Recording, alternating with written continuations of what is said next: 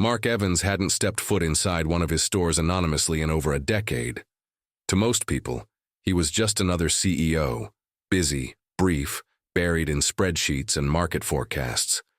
But to those who knew his story, he was something more. The man who once ran a one-person convenience store at the corner of Oak and Fifth, stocking shelves by dawn and closing the register himself at midnight. That store was the seed, the roots, and from it, Evans Mart had grown into a regional powerhouse. Dozens of locations, hundreds of employees, millions in revenue. But something had gone missing along the way, the connection. Lately, Mark had been feeling the ache of detachment. Every week he'd receive perfectly formatted reports and spotless metrics, but the numbers didn't speak to him the way they used to. Were customers still being treated with the care he built his brand on? Did employees still feel seen, respected, valued? Or had his company become just another chain where people clocked in and out without meaning? He needed answers. Real ones. So, he did something most CEOs wouldn't dare. He erased his title. He traded his tailored blazer for a worn-out hoodie. Swapped polished shoes for dusty sneakers. Grew out his beard just enough to add mystery, then threw on a baseball cap to hide in plain sight. His name was no longer Mark. It was Mike. Mike, the temp. The plan was simple. Visit one store, his, third ever opened, now nestled in a bustling urban neighborhood. Pose as a fill-in stock worker and observe. No boardroom, no press. Just him and the ground floor. The store itself was exactly what he remembered in spirit.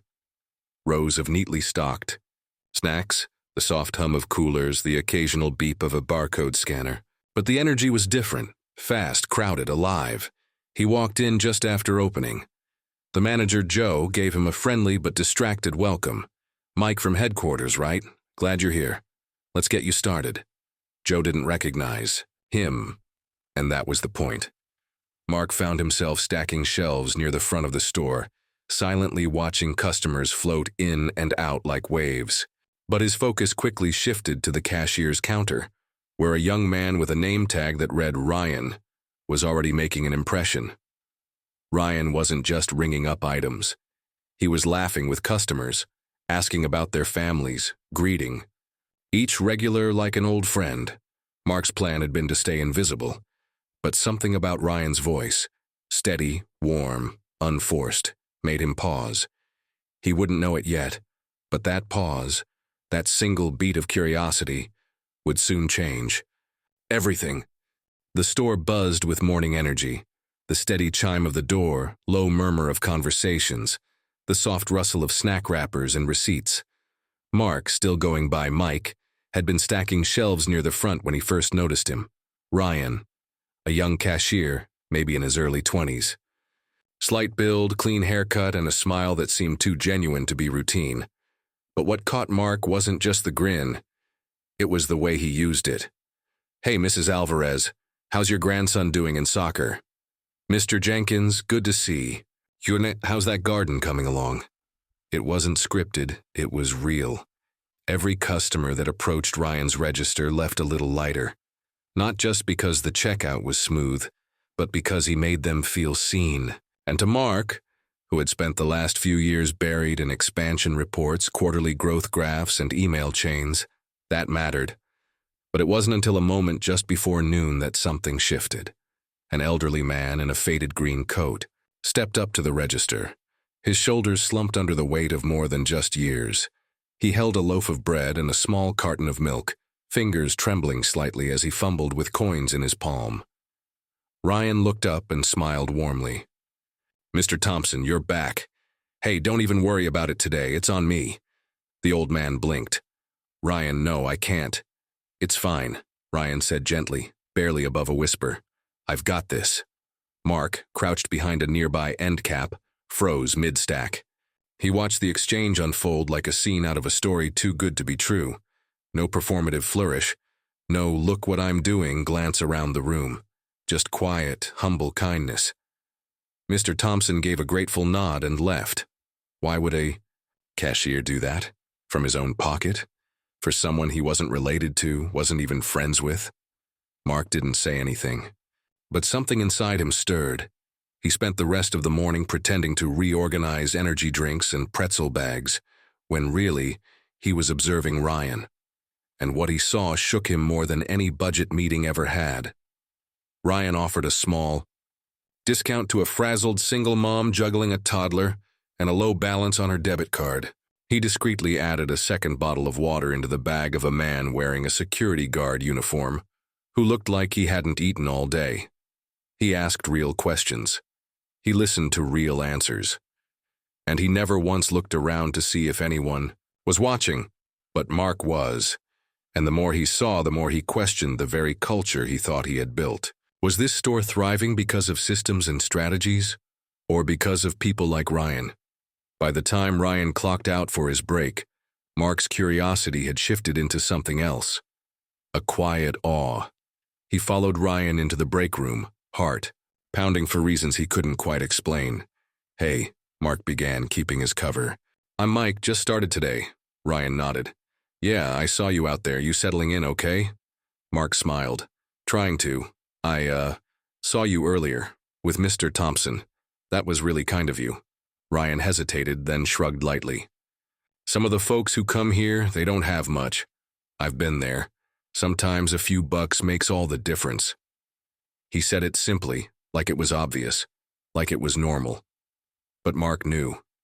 This wasn't normal. It was rare. Precious. Unseen, at least until now. It had been a long morning.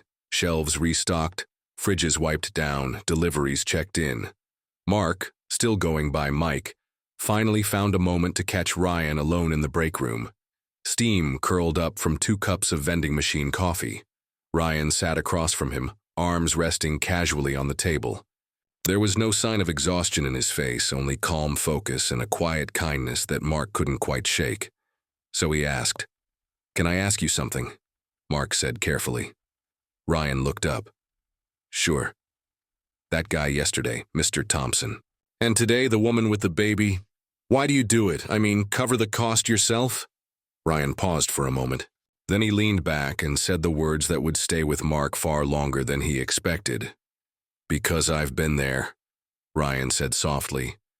"Some of the people who come in, you can see it in their eyes.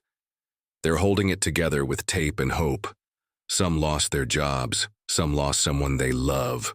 Few are just doing their best, and it's still not enough." He looked down at his cup. "It's not much. A couple dollars. A bag of chips. A loaf of bread. But sometimes that's the difference between dignity and despair." Mark didn't know what to say. It wasn't a speech, it wasn't meant to impress, it was just truth. Simple, raw, and devastating. And Mark, who'd spent years giving TED Talks on leadership and customer service, felt suddenly very small. He didn't press further, just nodded, and they finished their coffee in thoughtful silence. The next morning, Mark arrived even earlier. The hum of refrigeration units greeted him. The sky was still dark, and the store lights cast long shadows across the tile. It was quiet. Still, a perfect time to learn more. While loading crates in the back, Mark struck up a conversation with Bill, one of the older stockroom workers. Bill had worked for the company for nearly 8 years, and you could tell. His hands were calloused, his movements steady, and his tone no nonsense. But when Ryan's name came up, something softened. "Kid's got a good heart," Bill said, wiping his hands on a rag. "Always has." Mark leaned in casually. "He's something else." Bill nodded, then added, "You know, he's been raising his little brother since he was 16. Mark turned. "What?" "Yeah, their dad passed. Cancer. Mom's not in the picture." So Ryan stepped up, worked nights, skipped school dances, took every odd job he could get. Bill's voice was quiet now. "He's been through a lot, but you'd never know it by how he shows up here." Mark swallowed hard. Sick or not, exhausted or not, Ryan was always there. Helping others, never asking for help himself. A steady smile for everyone. A kind word. A quiet gesture. And never once looking for applause. It was a kind of leadership no business school could teach. It made Mark question everything, his policies, his priorities, even his definition of hard work. Because this wasn't just a good employee, this was a good man. And for the first time in a long time, Mark Evans, the CEO who once believed data could tell him everything, realized that the heart of his business wasn't written in quarterly reports or margins. It was walking around the store, bagging groceries with a smile. The third day felt different. Mark stood in the stockroom, his hoodie zipped halfway, baseball cap tucked low. But something inside him had shifted. The disguise now felt less like a layer of protection and more like a barrier. One that separated him from the truth he had uncovered. He'd come here looking for insight, but what he found was humanity, and it was time to stop hiding from it. That evening, after the store closed and the last customer walked out into the setting sun, Mark asked the manager, Joe, to gather the staff in the break room. Ryan leaned against the wall near the coffee machine. Bill crossed his arms in the back. A few team members still in aprons looked around curiously. Mark stood in the center, hands clasped in front of him, the weight of 3 days hanging in his chest. Then slowly he removed the cap. The hoodie came down. The room fell quiet. "Hi," he began, voice steady. "My name's not Mike." A few people exchanged puzzled looks. "My name is Mark Evans. I'm the founder and CEO of Evans Mart." Silence. Then a beat. And then a ripple of shock across every face in the room.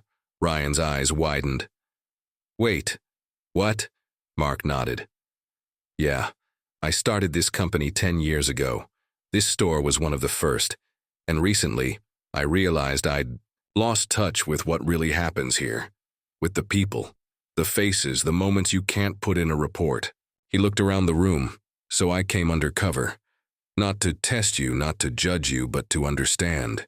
His eyes landed on Ryan, and what I found was something I wasn't prepared for. Ryan shifted, suddenly unsure of what to do with his hands. Mark took a step closer. "Ryan, you don't know this, but I've watched you for 3 days now. I've seen the way you greet customers like family, the way you pay attention, remember names, ask about people's lives. And more than that, I saw how you helped people, quietly, without looking for anything in return." Ryan's face flushed. But he looked down, trying to deflect. Mark wasn't finished. "I learned about your past, about your brother, about how you work through sickness, exhaustion, and still give more than most people do on their best day." Silence hung heavy. Even Joe looked stunned. "And I want you to know, it hasn't gone unnoticed." Mark reached into his pocket and pulled out a small envelope, then looked around the room again. "Effective immediately, Ryan is being promoted to assistant store manager, with a raise that reflects not just his performance, but his heart." Gasps, applause. A stunned chuckle from the back of the room. But Ryan didn't move. Thank you," he stammered. "But I didn't do any of that to get something." Mark smiled. Not a CEO smile, a real one. "I know," he said. "And that's exactly why you deserve it." The room broke into applause. Someone patted Ryan on the back. Bill wiped something from the corner of his eye and muttered, "Told you that kid was special." And in that moment, under the fluorescent lights of a break room that had seen hundreds of routine announcements over the years, something different happened. Recognition, redemption, respect. The kind that doesn't come from a title, but from who you choose to be when no one's watching. The next morning, everything felt different. Ryan showed up early as usual, but this time he wasn't behind the register. He was in the office wearing a crisp new name tag, Assistant Store Manager. He looked uncomfortable at first, tugging at the collar of his shirt, as if unsure whether he deserved to wear it. But the rest of the team made sure he knew. He did. There were pats on the back, smiles that lingered a little longer, even Joe clapping him on the shoulder with a proud. But what changed that week wasn't just Ryan. It was everything. Customers noticed it first. The store suddenly felt warmer. Employees looked more energized. Conversations at checkout got a little more personal. A few customers even asked, "Something special going on here?" The truth was, kindness had gone viral. Mark didn't stop with one promotion. He set up a new internal initiative called the Ryan Fund, a program that offered microgrants to employees who noticed customers in need and wanted to help, just like Ryan had. No red tape, no corporate process, just trust and compassion backed by action. And it worked. In one store, a cashier quietly covered school supplies for a struggling mom. In another, a night shift worker stayed late to help a regular customer with mobility issues get to their car. Each story was different, but they all shared a common thread. It started with one guy doing the right thing when no one asked him to. Ryan's actions didn't just help people. They reminded the entire company what it was built on in the first place. Mark began visiting more stores, not with press, not with fanfare, but quietly, listening, watching, sometimes helping stock shelves or bag groceries, not as a test, but as a way to reconnect. To remember, he even invited Ryan to join the company's advisory board for employee culture. At first, Ryan laughed it off. "I'm just a cashier, well, former cashier." Mark smiled. "You're the reason we remember who we serve. That makes you the most qualified person I know." A few months later, at the company's annual leadership summit, Mark stood on stage in front of hundreds of store managers. He told the story. The disguise, the 3 days, the loaf of bread, the young man who didn't ask for anything and gave everything. And when he introduced Ryan to the stage, the standing ovation lasted almost 2 minutes. Ryan stepped up shyly, face flushed, but his voice was clear. "I didn't help people for attention," he said.